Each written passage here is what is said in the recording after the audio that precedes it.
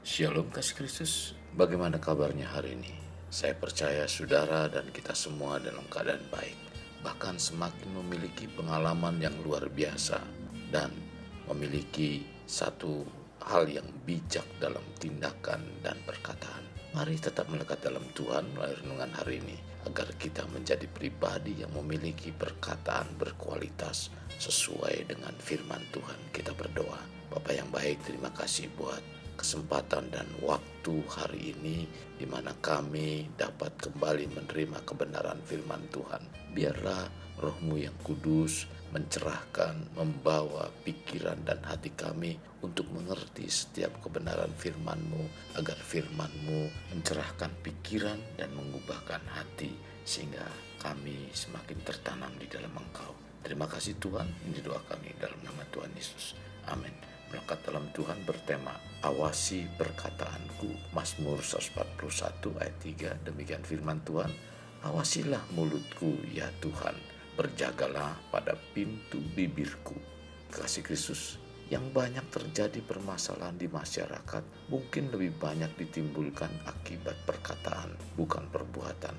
Mengapa banyak ditimbulkan dari perkataan? Karena perkataan adalah sarana untuk berkomunikasi. Melalui perkataan ini kita dapat menyampaikan berita kepada orang lain. Itulah sebabnya kita perlu mengawasi perkataan yang kita ucapkan, dan kita juga perlu memikirkan tujuan terlebih dahulu dari apa yang kita ucapkan. Dalam hal ini bukan berarti kita tidak boleh mengeluarkan perkataan yang membangun dan bermakna, melainkan apa yang hendak kita katakan. Terlebih dahulu kita harus mengawasi perkataan dan memikirkannya secara seksama apa dampak dari perkataan kita. Dalam Amsal 18 ayat 21 mengatakan, hidup dan mati dikuasai lidah. Siapa suka menggemakannya akan memakan buahnya. Perkataan menentukan seluruh arah hidup. Kita dapat mengucapkan berkat atau kutuk, kekuatan atau kelemahan, iman atau ketidakpercayaan, kemenangan atau kekalahan, kelimpahan atau kekurangan, hidup atau mati. Semua itu kembali kepada masing-masing. Maka dari itu, awasi perkataan kita.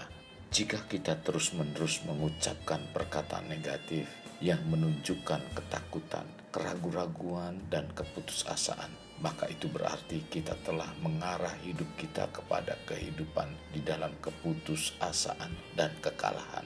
Akan tetapi, jika kita bisa mengontrol lidah, membuang segala keraguan dan ketidakpercayaan dari hati dan pikiran, dan mengisi mulut kita dengan perkataan-perkataan yang berisi iman dan firman Tuhan yang berkuasa, serta mulai mengucapkannya, maka kehidupan kita mengarahkan kepada kehidupan yang penuh dengan kemenangan. Kasih Kristus, masih ingatkah kita tentang kisah Naomi bersama Rut, menantunya yang kembali ke Bethlehem?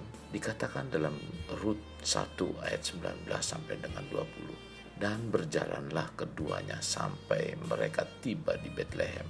Ketika mereka masuk ke Bethlehem, gemparlah seluruh kota itu karena mereka, dan perempuan-perempuan berkata, Naomi kah itu? Tetapi ia berkata kepada mereka, janganlah sebut aku Naomi, sebutlah aku Mara, sebab yang Maha Kuasa telah melakukan banyak yang pahit kepadaku.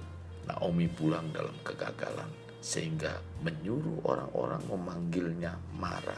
Ingatlah bahwa kata-kata bisa membangun, tetapi bisa juga menghancurkan. Dalam Mazmur 34 ayat 14 mengatakan, jagalah lidahmu terhadap yang jahat dan bibirmu terhadap ucapan-ucapan yang menipu. Tuhan Yesus berfirman dalam Matius 12 ayat 36 sampai 37. Tetapi aku berkata kepadamu, setiap kata sia-sia yang diucapkan orang harus dipertanggungjawabkannya pada hari penghakiman. Karena menurut ucapanmu engkau akan dibenarkan, dan menurut ucapanmu pula engkau akan dihukum. Perkataan yang sia-sia tidak mencapai suatu tujuan apapun. Tidak ada hal yang baik atau menguntungkan di dalamnya atau berguna bagi perbaikan orang lain. Marilah kita mengingat kembali tentang ucapan-ucapan kita selama ini. Apakah kita pernah mengucapkan berkat atau kutuk? Apakah kita pernah mengucapkan perkataan yang sia-sia dan tidak berguna? Ataukah firman Tuhan yang mendatangkan hidup? Apakah kita telah mengucapkan hal-hal yang jahat tentang orang lain atau perkataan-perkataan yang membangun orang lain? Kita harus berhati-hati dalam menjaga dan mengawasi perkataan yang keluar dari mulut kita. Mari kita menjadi umat Tuhan yang dapat menjaga dalam perkataan kita. Ingat, bukan hanya dunia yang mengawasi perkataan kita, tetapi Tuhan juga mengawasinya. Sekali lagi, mari setiap apa yang kita katakan hendaknya dapat kita waspadai dan awasi. Apakah kata-kata yang kita ucapkan membangun atau meruntuhkan, mendidik atau membodohi, memberkati atau mengutuk? Maka sampaikanlah kebenaran dan berbicaralah kebenaran dengan kasih dan bijaksana. Sekarang yang harus kita lakukan, awasi perkataan kita. Kasih Kristus, jadikan hidup kita untuk lebih bermakna. Membangun pribadi bermakna dimulai dari pribadi kita. Kita berdoa, Bapa, terima kasih buat firman Tuhan yang mengajarkan kami hari ini untuk kami tetap perhatikan setiap perkataan kami.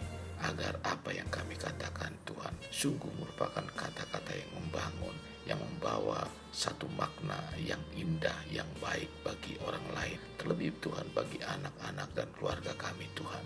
Tuhan, kami rindu apa yang kami katakan sungguh satu kebenaran firman Tuhan yang membangkitkan iman percaya agar iman semakin kuat dan kokoh di dalam Tuhan. Tuhan, terima kasih, urapi setiap perkataan kami sehingga menjadikan buah yang baik, yang berguna, bahkan memberikan satu buah-buah yang indah. Ini doa kami dalam nama Tuhan Yesus kami berdoa. Amin. Kasih Kristus, mari kita akhiri dengan mengedahkan kedua tangan kita. Terimalah anugerah berkat dari Allah Bapa, kasih sayang daripada Yesus Kristus, dan persekutuan dengan Roh Kudus yang mencurahkan berkat secara rohani, berkat secara jasmani, dan berkat secara ekonomi, di mana berkat Abraham, berkat Ishak, berkat Yakub dicurahkan dan dilimpahkan dari saat sekarang sampai Maranatha tiba, dalam nama Tuhan Yesus. Amin. Sampai jumpa di renungan berikutnya. Tuhan Yesus memberkati. Jangan lupa like dan subscribe.